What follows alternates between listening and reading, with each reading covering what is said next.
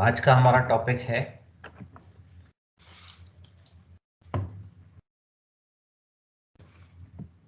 गॉसियस-मसोटी equation. देखिए, जैसा कि हम जानते हैं कि जो हमारा पोलराइजेशन होता है वो अप्लाइड फील्ड के डायरेक्टली प्रोपोर्शनल होता है। तो अगर हम अब पोलराइजेशन के लिए इक्वेशन लिखें तो जो हमारा पोलराइजेशन होता है उसको हम लिखते हैं P is directly proportional to E। ठीक है, वेयर E जो है वो अप्लाइड फील्ड था। लेकिन इंटरनल फील्ड के केस में हमने जैसा कि पढ़ा था कि इंटरनल फील्ड जो है वो एक्सपीरियंस करते हैं atom in place of applied field, यानी टोटल इलेक्ट्रिक फील्ड जो होता है वो EI जो है एक्सपीरियंस करता है एटम। तो हमारा जो पोलराइजेशन होगा that will be directly proportional to EI होना चाहिए इंटरनल फील्ड। यानी अगर हम इस इक्वेशन को लिखें तो n एटम्स के केस में जो हमारा पोलराइजेशन होगा ये पोलराइजेशन हमारा होना चाहिए P equals to n alpha EI, जहां अल्फा जो है वो पोलराइजेबिलिटी है और इसकी जो वैल्यू होती है वो अल्फा इक्वल्स टू, हमने पहले भी डिस्कस किया था, ये होती है alpha E plus alpha I plus alpha O। Total polarisability जो होती है वो इलेक्ट्रॉनिक, आयोनिक और ओरिएंटेशनल पोलराइजेबिलिटी का सम होती है। तो हम यहाँ अब एक इक्वेशन डेवलप करना चाह रहे हैं, उस इक्वेशन को हम बोलते हैं क्लॉसियस-मसोटी इक्वेशन। और इसके लिए हमने ये कुछ कंसिडरेशन लिए हैं कि हमारा जो डाइलेक्ट्रिक मटेरियल है ये क्यूबिक क्रिस्टल जो है सिमेट्री जो है उसको पजेस करता है, और हम साथ के साथ ये भी एज्यूम कर चल रहे हैं कि जो आयनिक पोलराइजेबिलिटी है और ओरिएंटेशनल पोलराइजेबिलिटी है ये जीरो है।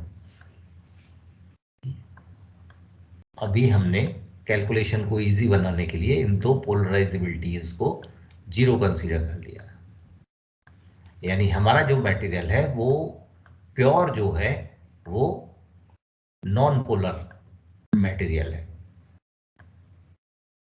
Non polar dielectric. तो अल्फा आई और अल्फा ओ, क्योंकि अल्फा आई जो है वो आयनिक पोलराइजेशन में होती है और अल्फा ओ जो है वो ओरिएंटेशनल पोलराइजेशन है जो कि पोलर डाइलेक्ट्रिक्स के अंदर पाया जाता है। तो इन दोनों को हमने जीरो कंसीडर कर लिया।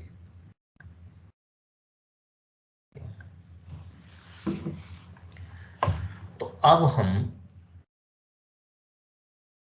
इस इक्वेशन को जो हमने P इक्वल्स टू लिखी हुई है इस केस में हम इसे इस तरह से लिख सकते हैं कि P will be equals to n alpha E into EI, n alpha E into EI से इट इज इक्वेशन नंबर 1। लेकिन हम जानते हैं कि इंटरनल फील्ड की इक्वेशन के अकॉर्डिंग कि जो EI होता है इसकी वैल्यू होती है E प्लस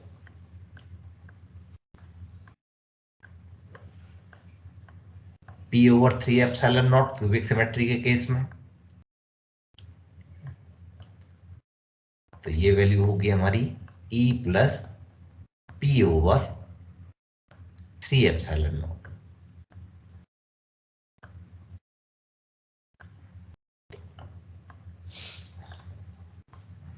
तो EI की वैल्यू अब हम रिप्लेस कर देते हैं इस इक्वेशन नंबर 2 में जो EI की वैल्यू है उससे। तो अगर हम EI की जगह पर ये वैल्यू रखें तब जो हमारी ये पोलराइजेशन की इक्वेशन है, इक्वेशन नंबर 1, ये हमारी कन्वर्ट हो जाएगी कुछ इस तरह से। Therefore P will be equals to n alpha E into E plus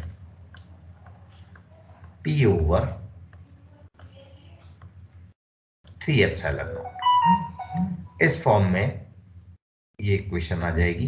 means हमने ई की वैल्यू यहां सब्स्टिट्यूट कर दी। से इट इज इक्वेशन नंबर 3। ये हमारी इक्वेशन नंबर 3 होगी।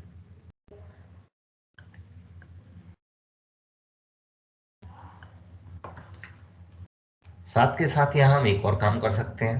जैसा कि हम जानते हैं कि जो पोलराइजेशन है और जो इलेक्ट्रिक फील्ड है उनके बीच में भी एक रिलेशन होता है P equals to epsilon not epsilon r minus 1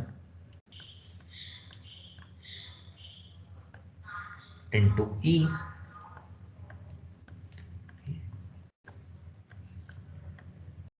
तो यहां से हम E की वैल्यू को लिख सकते हैं।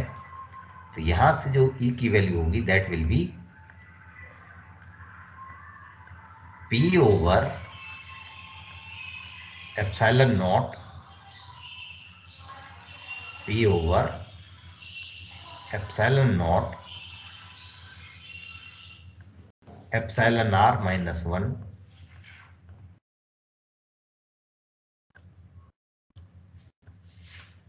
ये E की वैल्यू यहां से निकल कर आ जाएगी।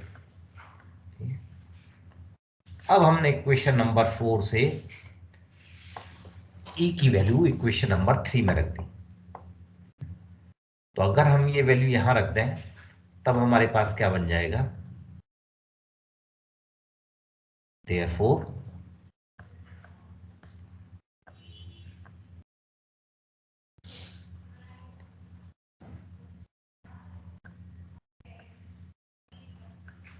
P will be equals to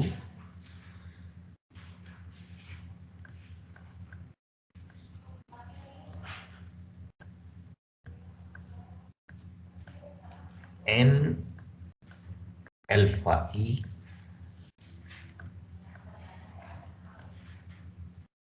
into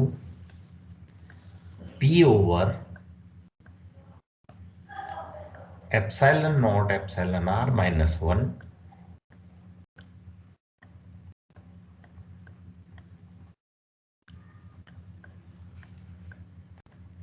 और P ओवर 3 एप्सिलॉन नॉट हमारे पास पहले से ही था।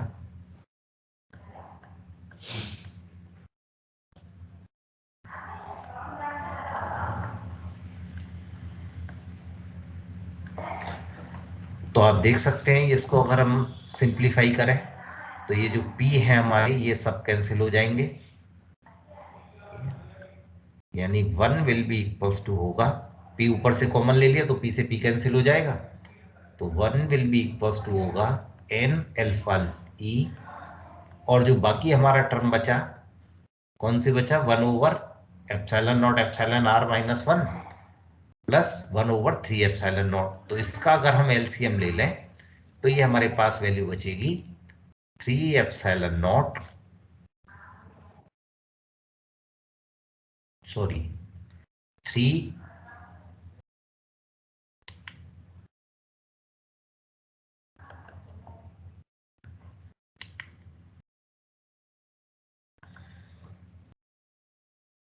Plus epsilon r minus 1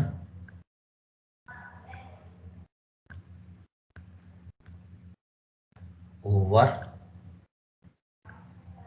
3 epsilon not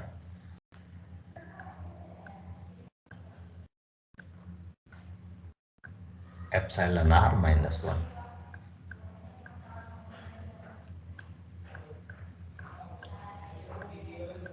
ये वैल्यू हमारे पास बचेगी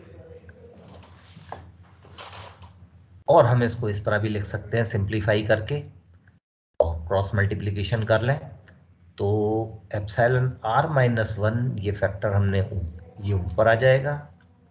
एप्सिलॉन r माइनस 1 अपॉन, और इधर ऊपर एप्सिलॉन आर, तो 3 - 1 2 बचा, तो epsilon r plus 2, cross multiplication से ये नीचे आ गया, equals to N alpha E over 3 epsilon naught. इस फॉर्म में ये इक्वेशन कन्वर्ट हो गई। इसी को हम बोलते हैं Clausius Mossotti equation. This is the Clausius Mossotti equation. ये हमारी equation number 5।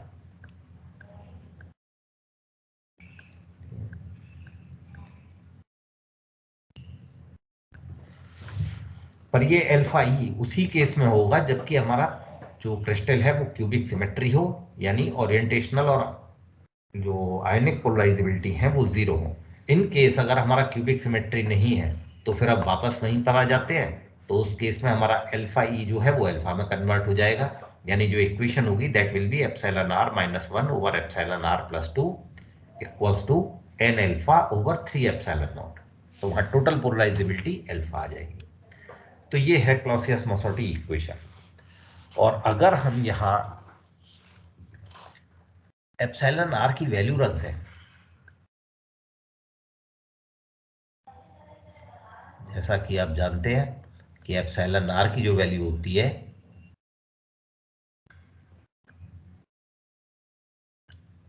Epsilon over epsilon not होती है।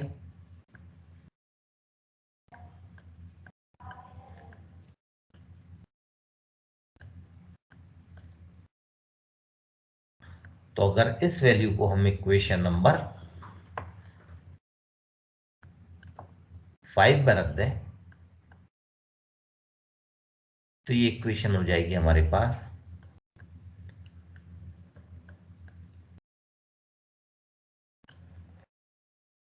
Epsilon over epsilon not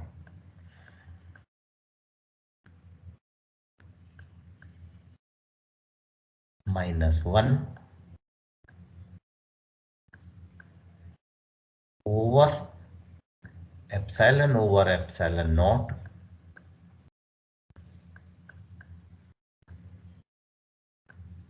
plus 2 equals to N alpha ई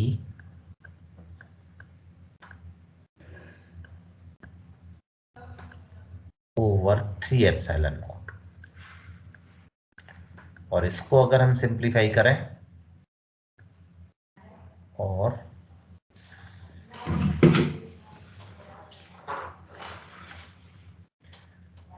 तो ये बन जाएगा epsilon minus epsilon naught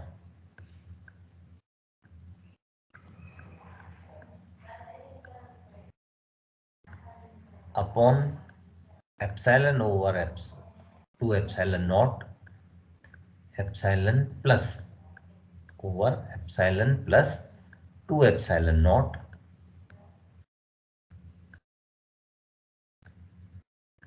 equals to N alpha E over 3 epsilon naught.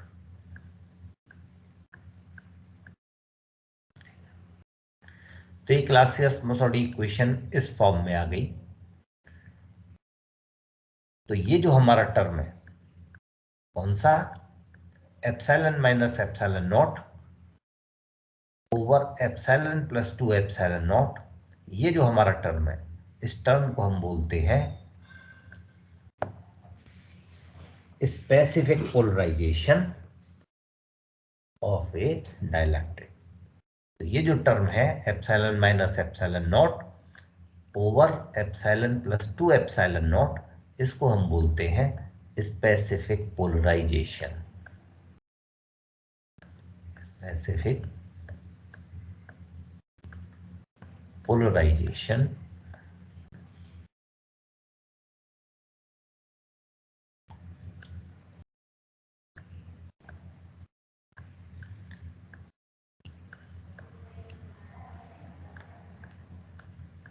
इस term को बोलते हैं specific polarization of a dielectric.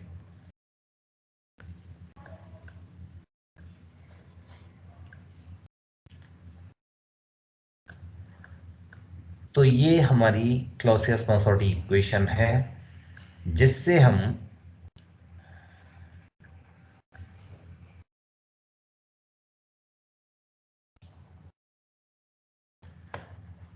किसी भी सब्सटेंस का डाइलेक्ट्रिक कांस्टेंट अगर हम कैलकुलेट करना चाह रहे हैं, तो वो हम सब्सटेंस का डाइलेक्ट्रिक कांस्टेंट यहां से आसानी से कैलकुलेट कर सकते हैं, बशर्ते कि हमें जो है अल्फा ई की वैल्यू उस पर्टिकुलर सब्सटेंस की मालूम होनी चाहिए।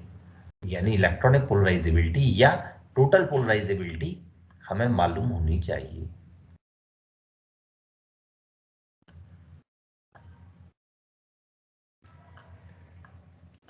तो इससे हम एप्सिलॉन आर की वैल्यू या एप्सिलॉन की वैल्यू कैलकुलेट कर सकते हैं।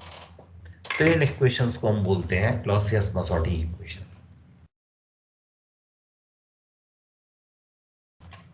तो ये था हमारे क्लॉसियस-मसोर्टी इक्वेशन।